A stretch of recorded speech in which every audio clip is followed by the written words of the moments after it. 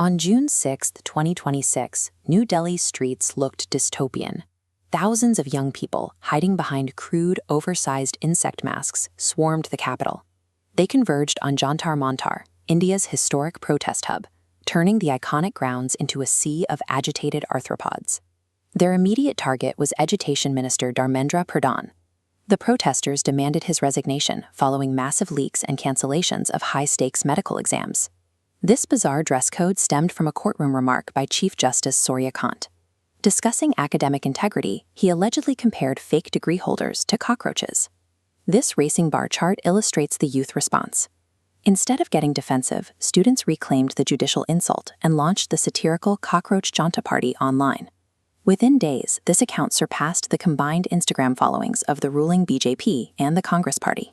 This mobilization captures a tension between a spontaneous youth rebellion and a political operation with much deeper roots. The anger fueling these protests is grounded in tangible crises. Millions of students study for years to pass the NEET medical exams, only to see the results canceled overnight. Combined with soaring rent and widespread youth unemployment, the economic pressure is real. For a generation feeling overlooked, the cockroach serves as a potent symbol. It does not represent strength or pride, but the ability to persist despite a system that is indifferent to its survival.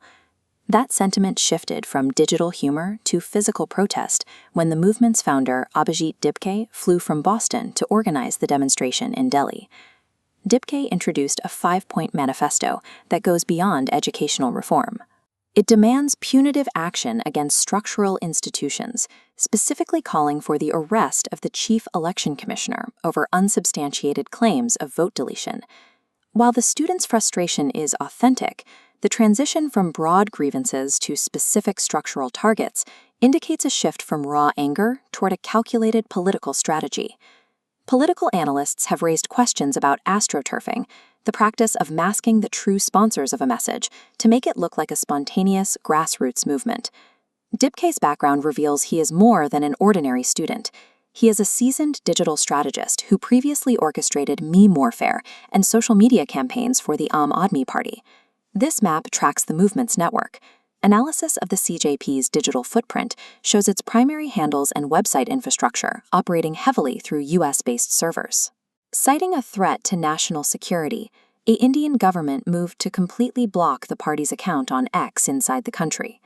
The CJP manifesto demands, specifically those targeting the judiciary and private media, overlap significantly with the existing talking points used by the established political opposition. Mainstream opposition figures were quick to support the cockroach-themed protests, with Shiv Sena leader Uddhav Thackeray urging the center to hear the youth. Additional backing came from other seasoned politicians like Sanjay Raut, who amplified the movement's demands to a national audience. This pattern suggests the Cockroach Janta Party may be a new model of political engagement, using the real anxieties of marginalized youth to advance specific institutional attacks. The political establishment faces a dilemma.